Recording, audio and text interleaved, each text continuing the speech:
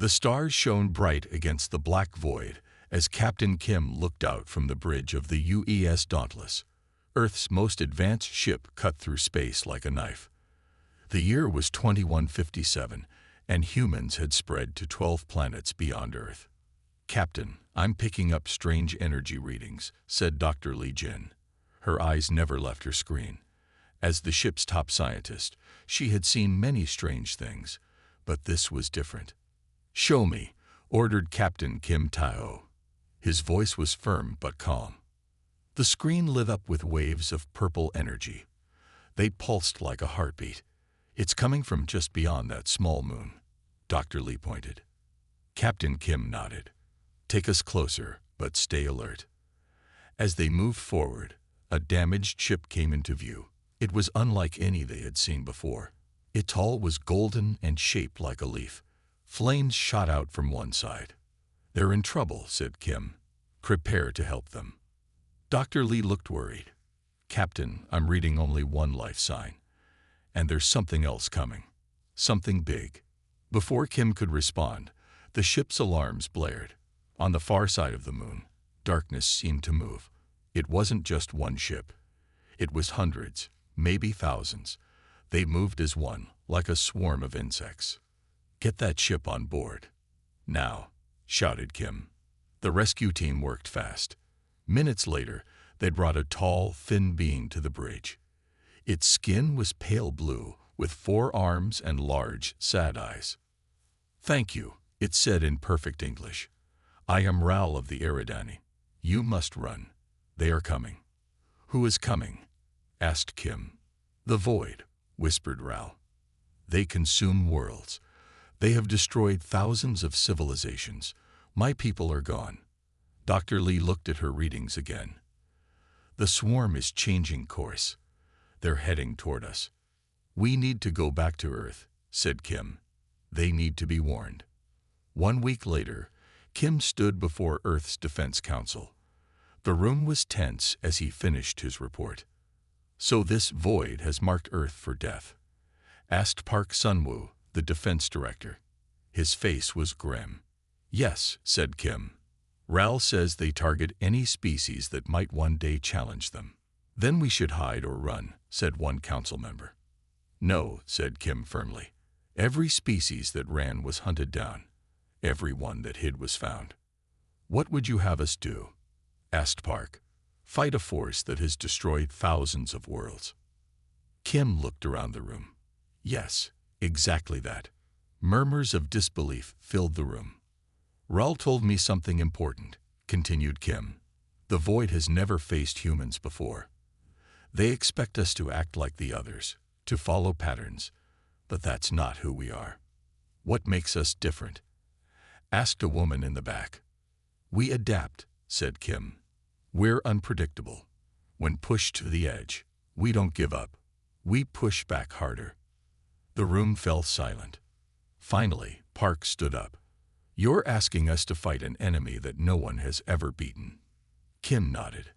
"I'm asking us to be human, to face the worst nightmare the galaxy has ever seen and show them what that really means." Park looked at the others, then back at Kim. "Then we better start preparing. The Void is coming, and humanity will be ready." The council voted. The decision was made. Earth would fight. And the galaxy's worst nightmare was about to meet its match. 6 months passed. Earth had changed. All nations now worked as one. Factories that once made cars now built ships and weapons.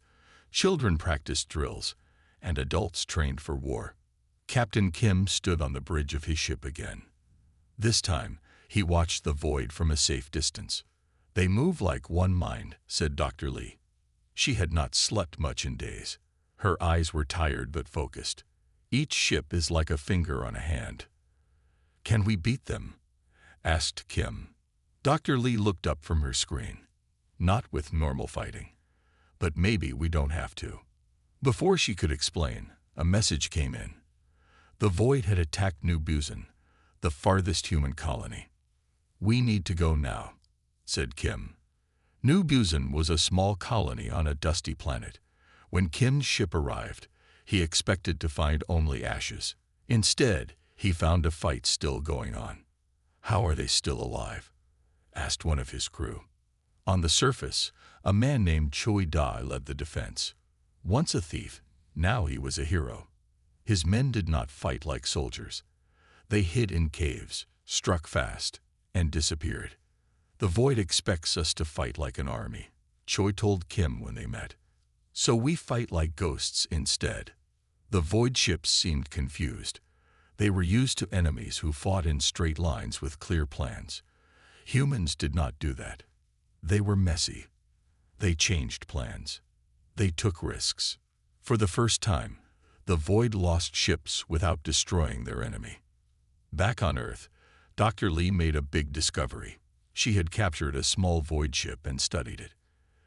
They talked to each other through quantum links, she told the Defense Council, like a brain talking to its hands. But we can break that link.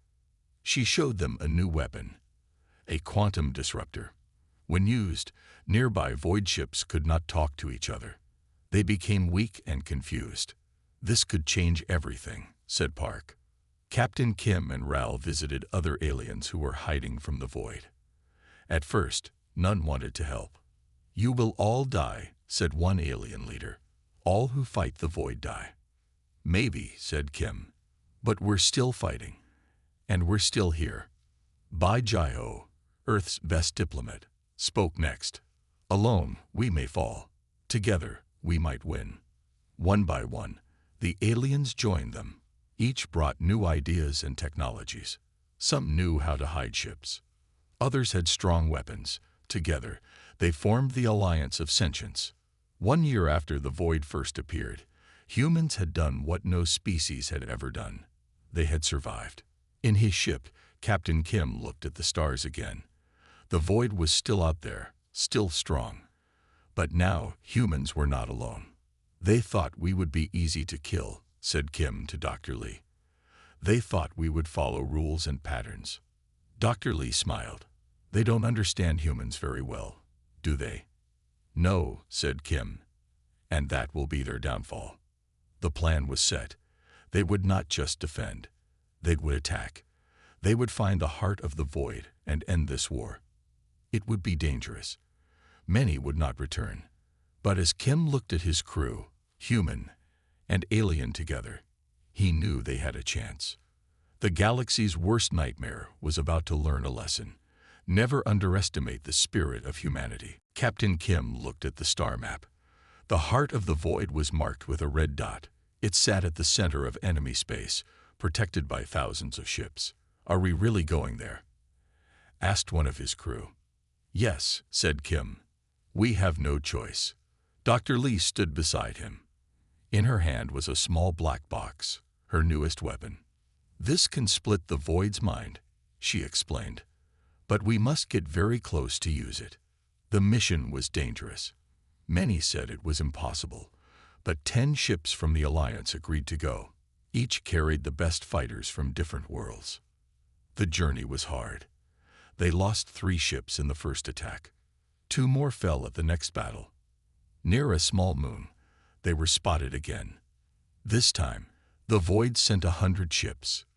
"We can't beat that many," said Ral, fear in his voice. Choi Dai stepped forward. "You don't have to. My ship will draw them away." "That's suicide," said Kim. Choi smiled. "I was a thief, remember. I'm good at running." Before anyone could stop him, Choi's ship flew toward the Void fleet. It fired its weapons, drawing attention. The Void ships followed him, away from Kim's team. They never saw Choi again. Finally, they reached it, a massive structure around a dying star. The Void's central home. "That's it," whispered Dr. Lee. "The Nexus." Inside, the walls pulsed with life. Strange light flowed like blood in veins. The air felt heavy. In the center chamber, they found something unexpected. Not a monster, but a sad sight. Millions of small creatures joined together. They looked like they had once been normal aliens. Suddenly, all the creatures spoke as one. "Why do you fight? All others run or hide." Kim stepped forward. Because that's not who we are. Join us, said the void. Become part of our mind. No more pain, no more fear, no more freedom, replied Kim. No more choice, no more being human. The void seemed confused. Choice brings pain. Unity brings peace. Unity without choice isn't peace, said Dr. Lee.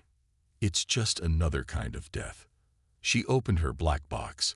It hummed with energy. This won't destroy you, she told the void. It will free you. Light shot out from the box. It touched the joined creatures. Slowly, they began to separate. The single mind of the void broke into millions of individual minds. For the first time, in thousands of years, each creature felt its own thoughts. Some cried, others laughed. Many just looked around in wonder. What have you done? Asked one creature. We gave you back yourselves, said Kim. 5 years later, the galaxy was at peace. The beings once called the void now called themselves the awakened. They joined the alliance as friends. On Earth, statues honored those who fought, including Choi Da. But the greatest change was in how the galaxy saw humans. They don't fear us for our weapons, Kim told his wife, Dr. Lee, as they prepared for a new mission beyond the galaxy. They respect us for our spirit. Do you think the void was right? She asked. Is unity better than individuality? Kim looked at the stars through their window. Not unity by force, but unity by choice. That's what saved us all. Their ship rose from Earth, one of many now exploring the universe. Humanity had faced the galaxy's worst nightmare and shown it a better dream.